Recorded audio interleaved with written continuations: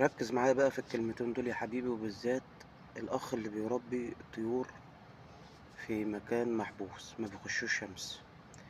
ايه اللي بيحصل لطيورك بقى اما بتعزلها في مكان ما فيهوش شمس؟ اللي هو التربية الحديثة، اللي هو في تقفيصات أو في سلكات، والمكان ده ما بيخشش فيه شمس. بيحصل حاجة اسمها نقص فيتامين د أو فيتامين دي. فيتامين دي دون المسؤول عن امتصاص الكالسيوم والمغنيسيوم في الجسم. طيب نقص فيتامين ده ممكن يعمل معايا ايه؟ يعمل معايا هشاشة عظام، يعمل معايا مشاكل في الإنتاج بعد كده في البيض. ممكن يوصل في حالة عدم وجوده أو نقصه الحاد للوفاة والعياذ بالله. طب أنا إزاي أوصل فيتامين ده للطيور؟ لازم الطيور بتاعتك تتعرض لأشعة الشمس يوميا.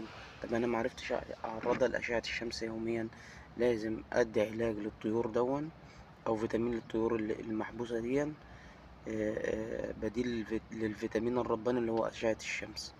طيب في أنواع إيه عندي ممكن أدي للطيور منها؟ عندي أنواع في السوق المصري اللي هو كالسيوم دي 3 اف أو كالسيوم محار البحر، يحتوي على كالسيوم وزائد فيتامين د.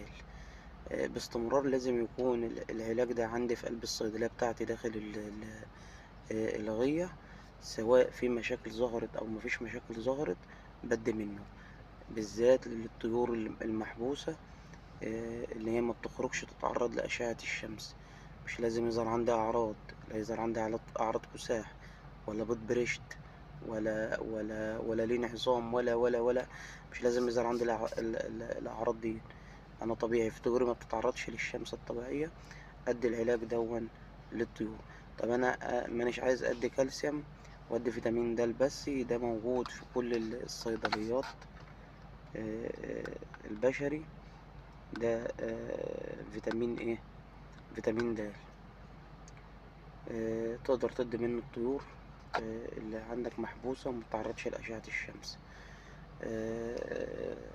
أرجو من الإخوة المتابعين لو بتستفاد من الفيديو والفيديوهات اللي أنا بعملها تعرفني في التعليق، وجزاكم الله خير على حسن الاستماع.